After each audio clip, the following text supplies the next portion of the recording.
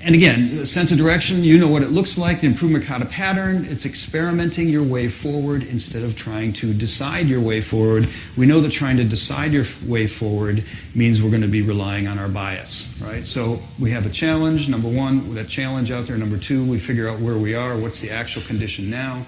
We establish a next target condition on the way to the challenge. And then there's a series of experiments that take place at the knowledge threshold. Okay, third point I'd like to make about scientific thinking is that it is, by definition, a learned skill. Because we have those natural unconscious mental mechanisms, that's a cat on the chair, oh no it's not, it's just my jacket, right? We have those natural mechanisms. It is, by definition, something you learn. It's not something you're born with. But how do you learn it?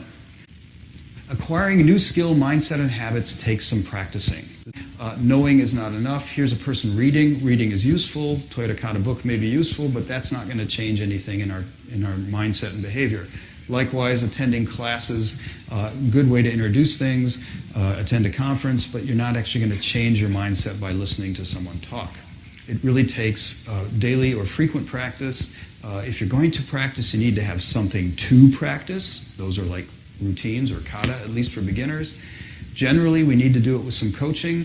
If I practice and Wayne doesn't coach me, I'm going to practice my existing habits because those are the ones I automatically do. And finally, there has to be some sense of progress, some sense of mastery. I'm getting better at this. So those are some ingredients of changing how we think and act, or changing how we act and then think. So, what's new here?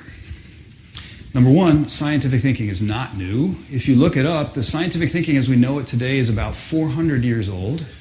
And if you broaden the definition of scientific thinking a little bit, you're back with the Greeks, and who knows, we don't have any records before that.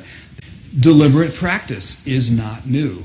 Anyone who has done anything with music and sports knows that those are things that have been around for a long time. However, I think combining these two things is at least somewhat unique. Taking the idea of scientific thinking as a meta skill and combining it with routines of deliberate practice is a pretty neat idea.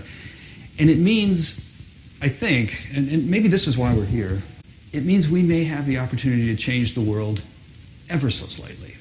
And maybe. Or your world, whether your world is your family or your business or just yourself. But we have the ability, by acquiring a scientific or a more scientific way of thinking, to change the world a little bit.